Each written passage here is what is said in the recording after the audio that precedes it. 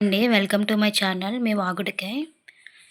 ఈరోజు వీడియోలో వచ్చేసి ఆర్ఆర్బీ ఎన్టీపీసీ ఎగ్జామ్ ప్యాటర్న్ అయితే చూద్దామండి. రీసెంట్గా నోటిఫికేషన్ రిలీజ్ అయింది, క్లోజ్ కూడా అయిపోయింది అనుకోండి. ఎగ్జామ్ అయితే మోస్ట్లీ ఫెబ్లో ఉండొచ్చు.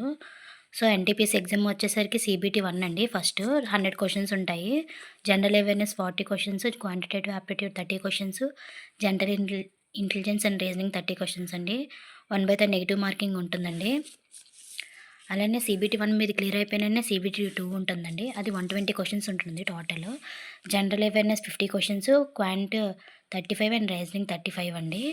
సో మీరు CBT 1, CBT 2 క్లియర్ చేసిన తర్వాత టైపింగ్ స్కిల్ టెస్ట్ అయితే ఉంటుందండి. స్పీడ్ తెలుసుకోవడం కోసం జూనియర్ క్లర్క్ ఈ పోస్టులకు సంబంధించి. అండ్ ఫైనల్గా డాక్యుమెంట్ వెరిఫికేషన్, మెడికల్ అయితే ఉంటుందండి. ఇవి క్లియర్ అయిపోయిన వెంటనే. సో ఇదండి ఎగ్జామ్ ప్యాటర్న్ అయితే. CBT 1, CBT 2 అలానే స్కిల్ టెస్ట్ అండి. ఇప్పుడు ఎన్టీపీసీ టెస్ట్కి సంబంధించి సిలబస్ అయితే చూద్దామండి. ఫస్ట్ మ్యాథమెటిక్స్ సంబంధించి number system, decimals, fractions, LCM and HCF, ratio and proportions, percentages, mensuration, time and work, time and distance, ఇవన్నీ కూడా చాలా ఇంపార్టెంట్ టాపిక్స్ అండి. ఏది కూడా నెగ్లెక్ట్ చేయకండి. మోస్ట్లీ 1 or 2 క్వశ్చన్స్ ఇలా వస్తాయి. Simple and compound interest, profit and loss, algebra, geometry, trigonometry and statistics అండి. ఇవి మొత్తం 15 టాపిక్స్ ఉన్నాయండి. 15 కూడా చాలా చాలా ఇంపార్టెంట్. అందులో సబ్ టాపిక్స్ ఉంటాయిలెండి. అవేం పెద్ద కష్టమేం కాదు. ఒకసారి మీరు ట్రై చేయండి. సో మ్యాథమెటిక్స్ సంబంధించి CBT 1కి 2కి సంబంధించి కూడా సేమ్ సిలబస్ అండి. ఏం మారదు. కాకపోతే క్వశ్చన్స్, నెంబర్ ఆఫ్ క్వశ్చన్సే మారుతుంటాయి. అలానే నెక్స్ట్ వచ్చేసరికి రీజనింగ్ అండి. రీజనింగ్ అనేది చాలా ఈజీ టాపిక్ అని అనుకుంటున్నాను నేనైతే మరి. అంటే ఎక్కువ స్కోరింగ్ టాపిక్ అయితే ఇదేనండి. ఫస్ట్ రీజనింగ్లో వచ్చేసరికి analogies, alphabetical series and number series, coding, decoding, mathematical operations, similarities and differences, relationships, analytical reasoning, syllogism, అలానే jumbling, Venn diagrams, puzzles, data sufficiency, statement and conclusion, అలానే statement and course of action ఉంటుందండి. ఇవి చాలా చాలా important railway ఎగ్జామ్స్కి సంబంధించి. Decision making and directions కూడా చాలా ఇంపార్టెంట్ అండి. ఇవన్నీ రీజనింగ్కి సంబంధించి. రీజనింగ్ కొంచెం ఈజీగా నేర్చుకునే సబ్జెక్టు. అందరూ కూడా స్కోరింగ్ సబ్జెక్ట్ అయితే ఇదే అనుకుంటున్నాను నేను.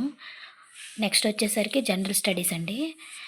జనరల్ స్టడీస్ వచ్చేసరికి geography, history, polity, economy, biology, physics ఇవన్నీ స్టాక్ లాంటిది కదండి. ఇది మాత్రం ఖచ్చితంగా నేర్చుకోవాలి. స్టాండర్డ్ ఉంటాయి ఇవన్నీ కూడా. జాగ్రఫీకి సంబంధించి reverse, festivals, national parks, bio కొంచెం బాగాలేదు, అవాయిడ్ చేయండి. నేషనల్ పార్క్స్ ఇవన్నీ కూడా ఉంటాయండి. బయోస్పియర్ రిజర్వ్స్ ఇవన్నీ కూడా. నెక్స్ట్ వచ్చేసరికి హిస్టరీ, పాలిటిక్స్ సంబంధించి అయితే ఆర్టికల్స్ చాలా ఇంపార్టెంట్ అండి. ఆర్టికల్స్ అలానే అమెండ్మెంట్ యాక్ట్స్, ఇంక ఇవన్నీ కూడా చాలా చాలా ఇంపార్టెంట్. ఎకానమీ అలానే బయాలజీ, ఫిజిక్స్, కెమిస్ట్రీ ఇదైతే క్రూషియల్ రోల్ ప్లే చేస్తుందని చెప్పాలి. ఇందులో వచ్చేసరికి మాత్రం రైల్వేకి సంబంధించి ఇవి స్టాండర్డ్ అండి. ఇవి ఖచ్చితంగా చదవాల్సిన టాపిక్స్. ఆఫ్టర్ దట్ ఏంటంటే కరెంట్ అఫైర్స్ చూసుకోండి. కరెంట్ అఫైర్స్లో వచ్చేసరికి 2025 జనవరి నుంచి 2026 స్టార్టింగ్ ఈ ఎగ్జామ్ టైం వచ్చే వరకు కూడా ఏవైతే ఇంపార్టెంట్ టాపిక్స్ ఉన్నాయో అలా కవర్ చేయండి. నేషనల్ అండ్ ఇంటర్నేషనల్ ఇష్యూస్ అండి.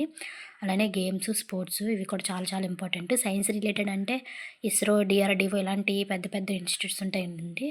అవి స్టార్ట్ చేసిన ఇప్పుడు ఎగ్జాంపుల్ ఏంటంటే ISRO 100th satellite GSLV F-15 ఏదో స్టార్ట్ చేసింది కదండి. అలా ఏదైతే ఇంపార్టెంట్ ఉంటాయో అవి చూసుకోండి. తర్వాత సైన్స్ రిలేటెడ్ క్వశ్చన్స్. తర్వాత important organisations and their activities.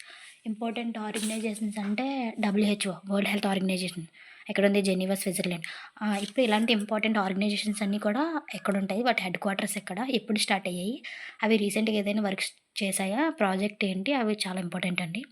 తర్వాత schemes, central and state schemes 2 కూడా ఏ స్కీమ్స్, ఆ స్కీమ్ ఏ మినిస్ట్రీ స్టార్ట్ చేసింది ఇవి కూడా చాలా చాలా ఇంపార్టెంట్. ఫెస్టివల్స్ ఇవన్నీ కూడా చాలా ఇంపార్టెంట్ అండి ఎన్టీపీసీ ఎగ్జామ్కి. సేమ్ ఇదే సిలబస్. ఇది ఇలా మీరు ప్రిపేర్ అవ్వండి. ఎగ్జామ్ ఎందుకు రాదో మనం చూద్దాం. సో ఎలా అయితే కంప్లీట్ చేయండి. CBT 2 సంబంధించి నేను తర్వాత పెడతాను. సేమ్ సిలబస్ మ్యాక్సిమం ఒకలానే ఉంటుంది. సో మీరైతే మాత్రం ఏది అవాయిడ్ చేయకండి. ఇంకా 2 months ఉంది హార్డ్లీ.